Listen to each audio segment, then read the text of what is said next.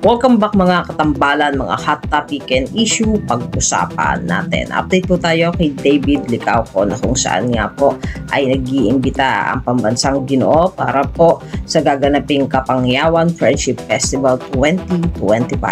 Ito po ay sa June 1. Bukas na po yan. It's sa Hong Kong po ito at gaganapin naman sa Charter Road in Central Hong Kong. Sa lahat po ng gustong makita si David Licauco ng mga taga Hong Kong, punta lang po kayo sa Charter Road Central Hong Kong at nandun po si David Licauco.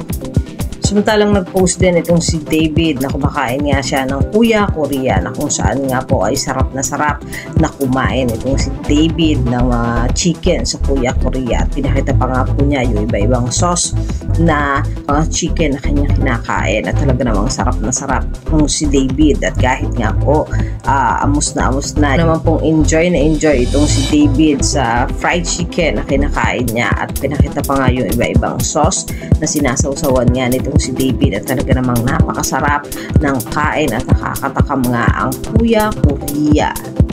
Samantalang sa latest post naman itong si David ay ipinakita naman niya ang Sobra Cafe na talaga namang napakasarap na mga pagkain at talaga namang nakakatakam at ito nga po ay ipinakita nitong si David Licauco yung iba-ibang mga sineserve para naman po sa Sobra Cafe at talaga namang nakakatakam at nakaka-enjoy nga yung mga pagkain sa Sobra Cafe. At kahapon naman po ay dumalo nga itong si David doon sa Imos na kung saan nga po ay pinarangalan itong si David para po sa Scout Ambassador na kung saan nga po ay nakipag-participate itong si David Licauco at napakagwapo nga itong si David sa suot niya nga Boy Scout uniform. Yan po yung mga update natin kay David Licauco. Kayo mga katambalan, ano ang masasabi nyo? Comment lang sa comment section at pag-usapan natin.